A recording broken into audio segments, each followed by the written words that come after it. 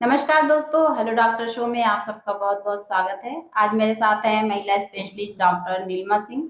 आज हम इनसे जानेंगे एचआईवी के बारे में किस तरह से इसके संक्रमण फैलते हैं और किस तरह से इनसे बचाव किया जा सकता है।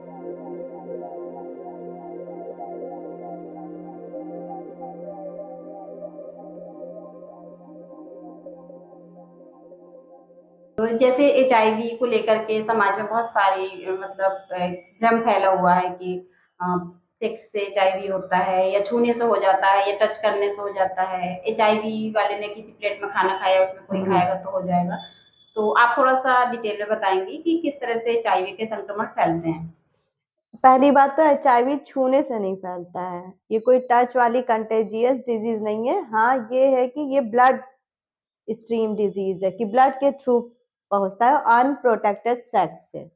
सबसे मेन होता है कि अगर आपके कपल को पार्टनर को है एड्स एचआईवी तो थ्रू इंटरकोर्स वो आपके बॉडी में आ जाएगा। तो फर्स्ट रीज़न तो इसका ये होगा इनकंटामिनेटेड सेक्स से, अनप्रोटेक्टेड सेक्स से और दूसरा होता है ब्लड से।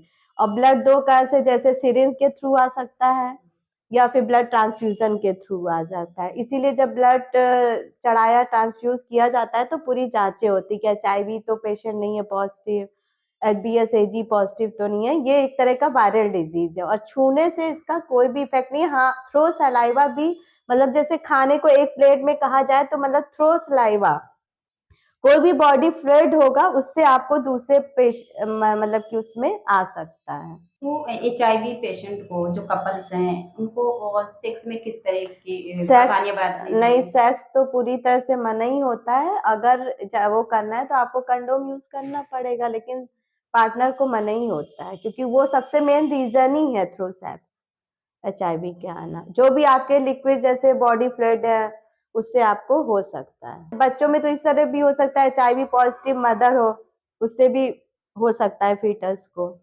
जैसे किसी को हो गया, कोई पॉज़िटिव हाँ, है और घरवालों को नहीं मालूम है, तो हाँ। क्या ऐसे लक्षण होते हैं जिससे समझ में आए?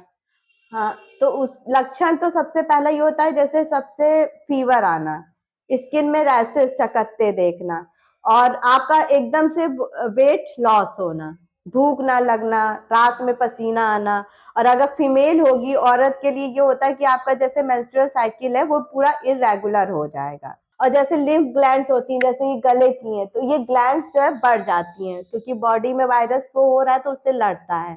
तो इम्यून सिस्टम पे इफेक्ट डालता है तो ग्लैंड्स इनलार्ज हो जाती हैं। जो एचआईवी पॉज़िटिव हो जाते हैं, उनको अपने खान-पीन में किस तरह की खान चीज़ें लेनी पीन चाहिए? में तो यही है कि प्रोटीन रिच डाइट लें और बासी खाना जैसे नहीं, हेल्दी और घर का बना ही खाना है। प्रोटीन में दालें हैं, ग्रीन वेजिटेबल्स हैं, फल है, पनीर है, एग है, इस तरह प्रोटीन रिच डाइट लेनी चाहिए जो हमारी इम्यून सिस्टम को मजबूत करे।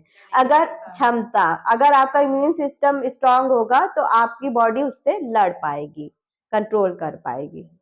विटामिन सी है, विटामिन सप्लीमेंट लें। आजकल गवर्नमेंट की इतने ज़्यादा हर डिस्ट्रिक्ट हॉस्पिटल में इसका एक अलग सा सेंटर है, अलग से इसके डॉक्टर है, वहाँ जाके अपनी जाँच कराएँ और प्लस इसका कोई क्योर नहीं है, लेकिन और इसका कोई एंटीवायरल ट्रीटमेंट दे के इसकी प्रोग्नोसिस को कम किया जा सकता है, मतलब इसकी खतरनाक इरादों को कम किया जा सकता है और कंट्रोल किया जा सकता है। इसका बस कंट्रोल ही है थ्रू एंटीवायरल ड्रग्स। धन्यवाद डॉक्टर साहब आपका बहुत-बहुत आपने इतनी अच्छी जानकारी दी। तो उम्मीद करती हूँ कि जिन लोगों ने भी देखा होगा तो बदलाव ज़रूर आएगा। जिस तरह भ्रम फैला हुआ है एचआईवी को लेके लोगों के अंदर डर बैठा हुआ है, तो उसको लेकर के कुछ तो बदलाव आएगा और फिर मैं आऊँगी अगले शो में एक नए मुद्दे के साथ, नई किसी बीमारी को लेकर के किसी डॉक्टर से बात करेंगे।